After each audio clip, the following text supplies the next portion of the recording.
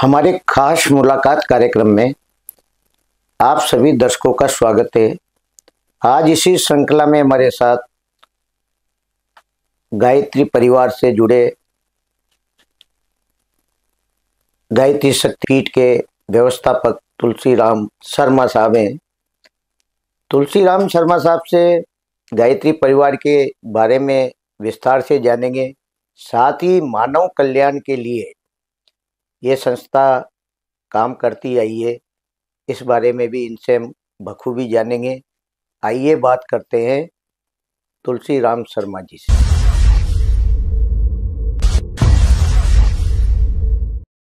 तुलसीराम शर्मा साहब, आपका हमारे स्टूडियो में बहुत बहुत स्वागत है। शर्मा साहब, सबसे पहले तो आप अपने जीवन परिचय के बारे में बताएं और फिर कब से आप गायत्री परिवार से जुड़े और जुड़ने के पीछे उद्देश्य क्या था आपका। आइए पहले हम गायत्री मंत्र का उच्चारण करेंगे। ओम भूर्भुवः स्वः तत्सवितुर्वरेण्यं भर्गो देवस्य धीमहि धियो यो नः प्रचोदयात्। बहुत बहुत धन्यवाद। मैं आपको बता दूं, मेरा निवास स्थान नागौर जिले में रेण गांव है जी। और मैं दूरसंचार विभाग से डिप्टी जनरल मैनेजर से रिटायर्ड हूँ। सन 1975 से मैं इस संस्था से जुड़ा जी। और चूंकि बुद्धिजीवों के बैठने की वजह से कुछ तर्क कुतर्क संस्कृति के बारे में होते थे। जी जी। मुझे एक अखंड ज्योति जो परम पूज्य गुरुदेव लिखते हैं जी जी, वो पढ़ने को मिली, तो उसी से एक शांति आई। यानी जो भी हमारे अंदर विचार मंथन करते थे उनका समाधान उसे मिलता चला गया जी। तो तब से मैंने इस संस्था में प्रवेश किया और परम पूज्य गुरुदेव से दीक्षा लेकर के तब से 1975 से लगातार मैं इस मिशन से जुड़ा रहा हूँ। क्योंकि ये संस्था एक ऐसी संस्था है जो भारतीय संस्कृति और सनातन धर्म के ऊपर जो पर्दे पड़े हुए हैं उन पर्दों को हटा करके और वस्तु स्थिति से जनता को अवगत कराती है कि वास्तव में संस्कृति क्या है और भारतीय के अंदर जो सनातन धर्म चल रहा है उसका वास्तविक स्वरूप क्या है। इस स्वरूप से जनता को अवगत कराने का उद्देश्य है तथा मानव को जीवन कैसे जिया जाए, जीवन जीने की कला सिखाने का काम ये गायत्री परिवार करता है। जी।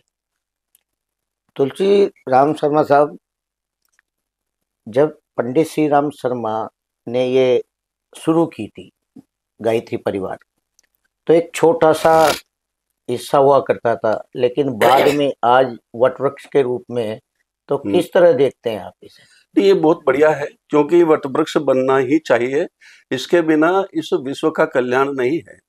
विश्व का कल्याण इसी हित में है कि जो परम पूज्य गुरुदेव ने हमें दिशा धारा दी है, जो विचारधारा दी है, जो जीवन को कैसे जिया जाए इसके बारे में जो विस्तृत रूप से उन्होंने अपने साहित्य में बताया है, वो अगर जब तक जीवन में नहीं डलेगा तब तक व्यक्ति भटकता रहेगा।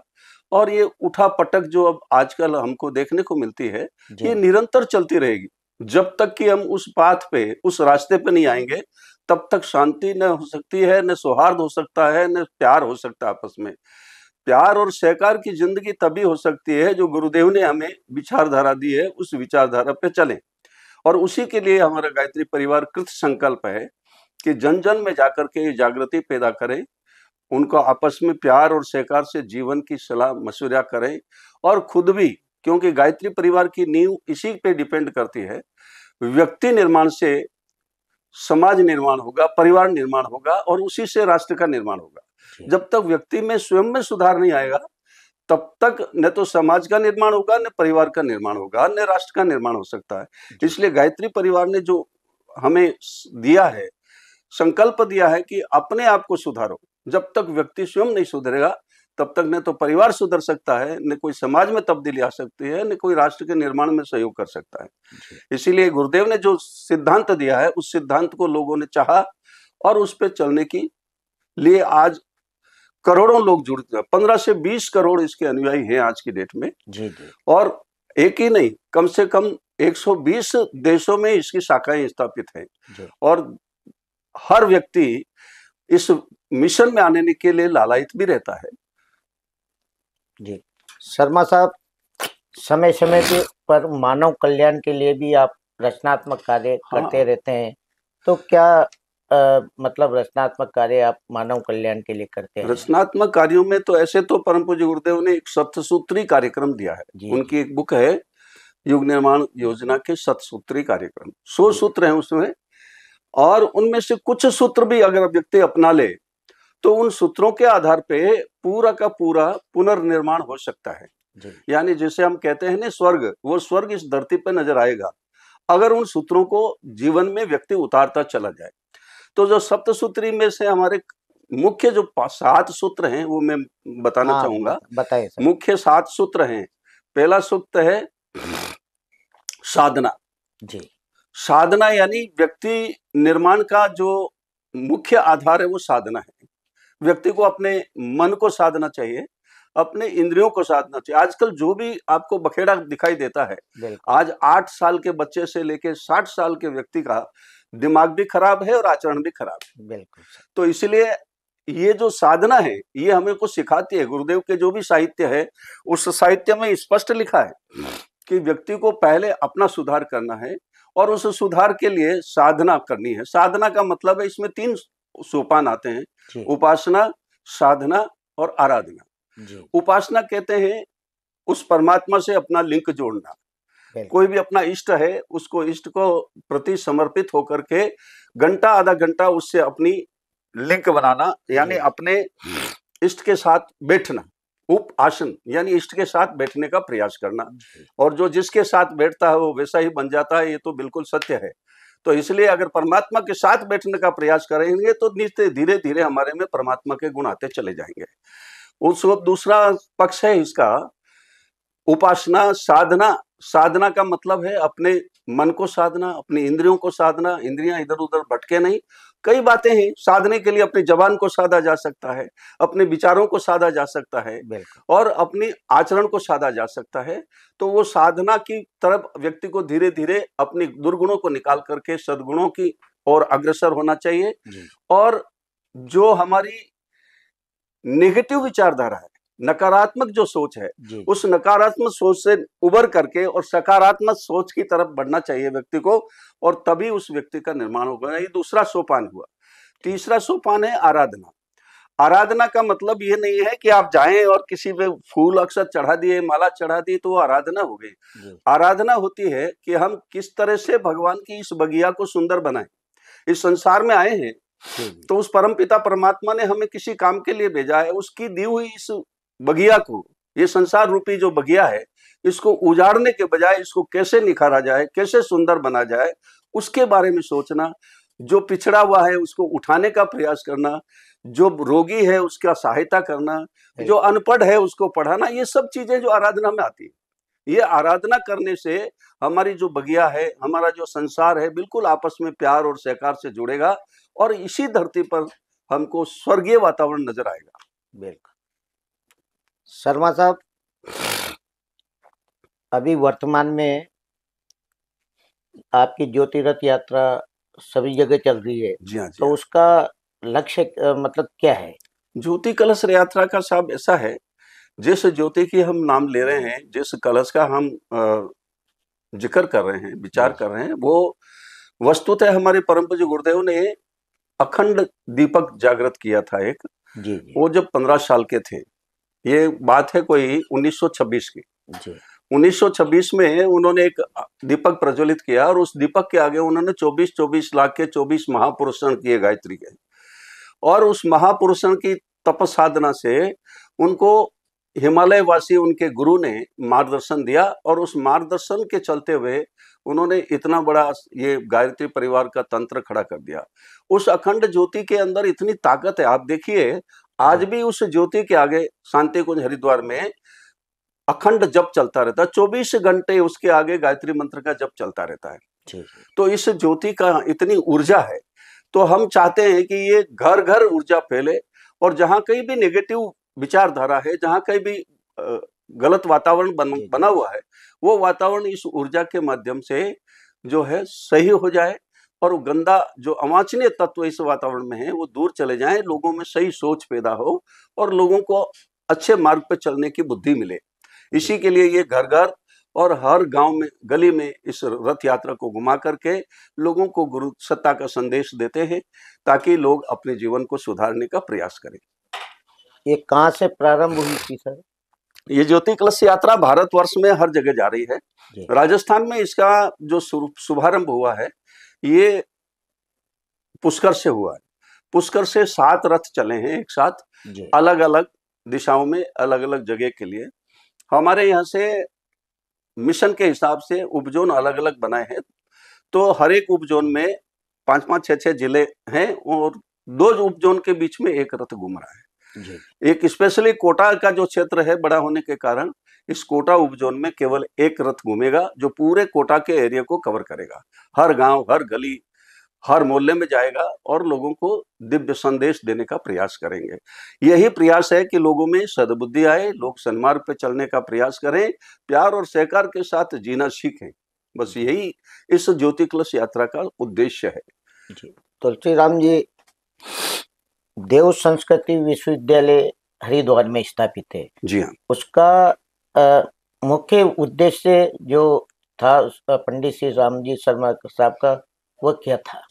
देखिए, देव संस्कृति विश्वविद्यालय के अलावा भी हमारे 5-7 ऐसे संस्थान हैं जी जो मथुरा के अंदर गायत्री तपोभूमि स्थापित है, जहां परम पूज्य गुरुदेव ने अपनी तप साधना की, और वो उनकी तपस्थली है, इसलिए तपोभूमि भी कहा जाता है। जी और वहां पर स्कूल चल रहे हैं, और कुटीर उद्योगों की शिक्षा भी दी जाती है, और लोगों को तैयार करते हैं। यानी बच्चा पढ़ करके बेरोजगार नहीं रहे, उसके पास कुछ न कुछ हुनर हो जिससे अपनी जीविका चला सके।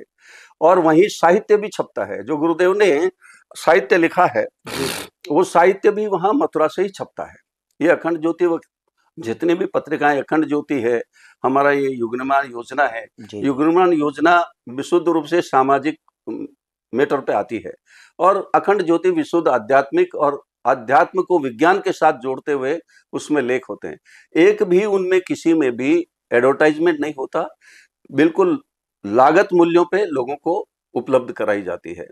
और ये देव संस्कृति विश्वविद्यालय है, एक ब्रह्म वर्चस्व शोध संस्थान है, शांति कुंज हरिद्वार है, जहां हर साल प्रशिक्षण दिए जाते हैं, लोगों को बुला बुला के 9-2 दिन के सत्र दिए जाते हैं।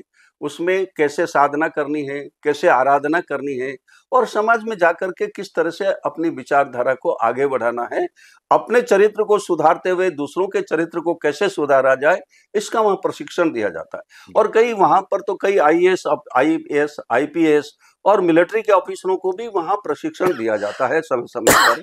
और ब्रह्मवोचर शोध संस्थान तो ऐसा संस्थान है जहां पर इस गायत्री मंत्र के जो वैज्ञानिक तथ्य हैं उनके ऊपर शोध किया जाता है, और कैसे इसको जपने से अपने अंदर कैसी तब्दीली आती है, शरीर में किस किस जगह पर उसका प्रभाव पड़ता है, और मस्तिष्क में कैसे उसका तब्दीली आती है, ये सब उसमें शोध संस्थान, ब्रह्मवर्ष शोध संस्थान में इस पे शोध चलती है, और उसी का वहां पर शोध पत्र भी छपते हैं। और देव संस्कृति विश्वविद्यालय गुरुदेव का एक ये था कि यहाँ पर जो भी बच्चे आए वो सुसंस्कारवान होकर के जाएं, भारतीय संस्कृति के प्रति उनकी आस्था जागृत हो, और भारतीय संस्कृति की वास्तविक स्वरूप को पहचाने।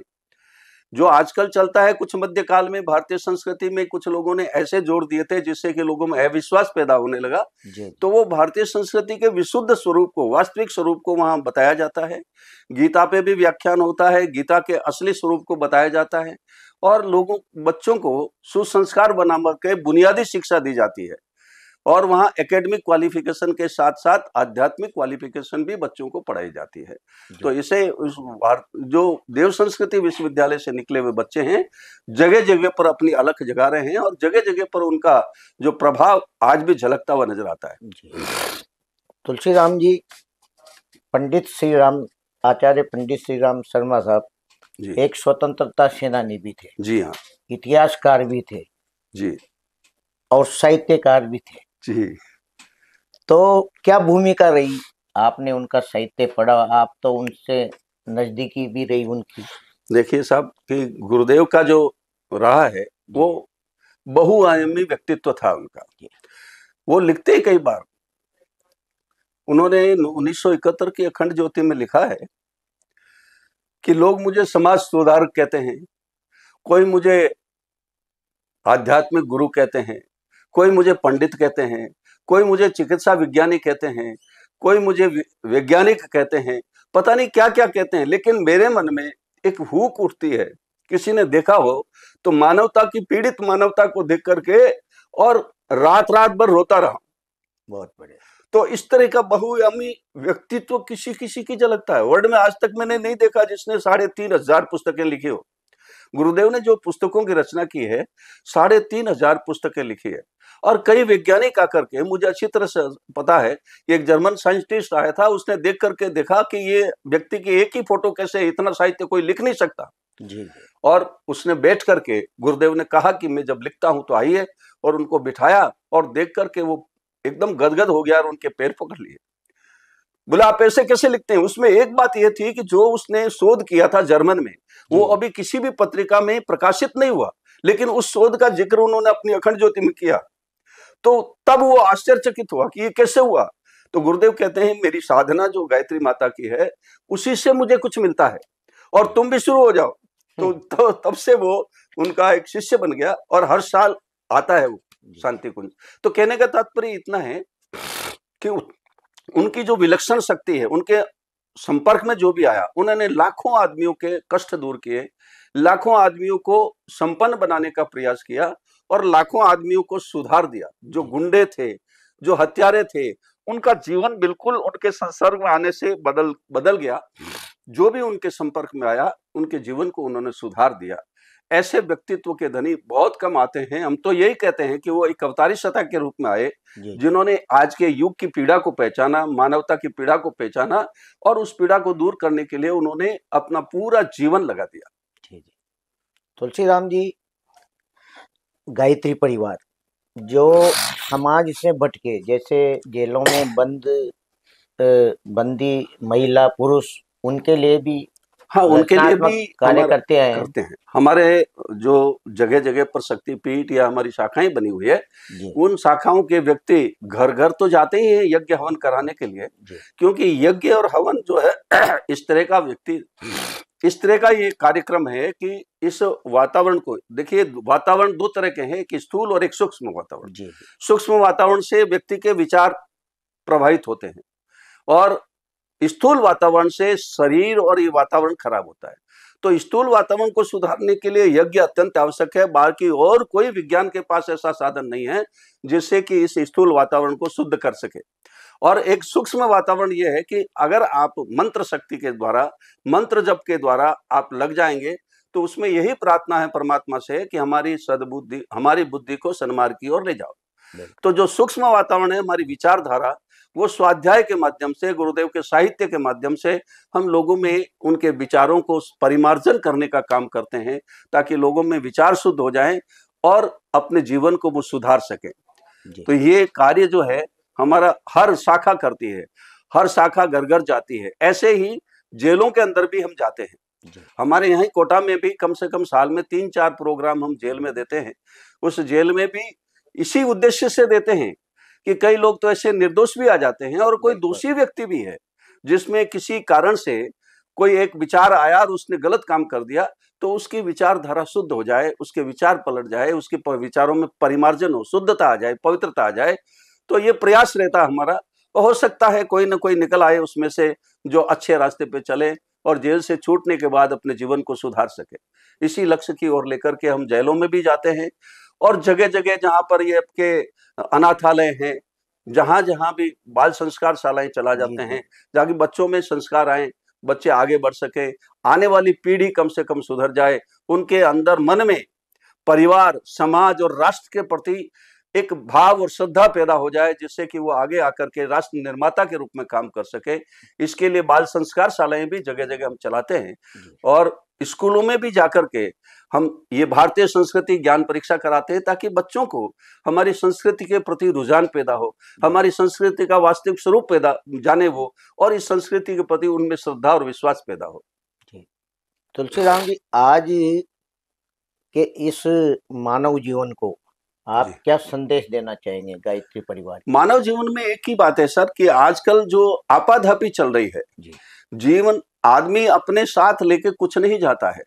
करोड़ों रुपया संचित करके और पेटियों में या अपनी तिजोरियों में रखना, ये एक सबसे बड़ा महापाप है। इसलिए सबसे यही निवेदन करना चाहते हैं कि आप अपने जीवन को जितना हो सकता, हमारे यहाँ भी कार्यकर्ता जो भी आते हैं, जीवन सहयोग राशि यानी जीवन जितने में चल सकता है उतना ही वो लेते हैं और उसी से अपनी जीवनचर्या चलाते हैं और आगे बढ़ते हैं। तो इसलिए हमारा तो निवेदन यही है कि मानव कल्याण के लिए एक ही बात है, आत्मीयता को पैदा करें, अपने अंदर आत्मीयता करें, अपने अंदर सकारात्मक सोच पैदा करें, नकारात्मक सोच जो है उसको निकाल करके बाहर करें, आने वाली पीढ़ी को संस्कारवान बनाने का प्रयास करें, ताकि हमारा समाज भी सुधरे और हमारा राष्ट्र भी उन्नति की ओर जाए। अन्यथा इससे अगर आपाधापी में लगे रहे तो आने वाली पीढ़ी भी उसी रास्ते पे चलेगी जिस रास्ते पे हम चल रहे हैं। तो इसलिए हमें पहले सुधार करके और अपने बच्चों को शिक्षा देनी चाहिए।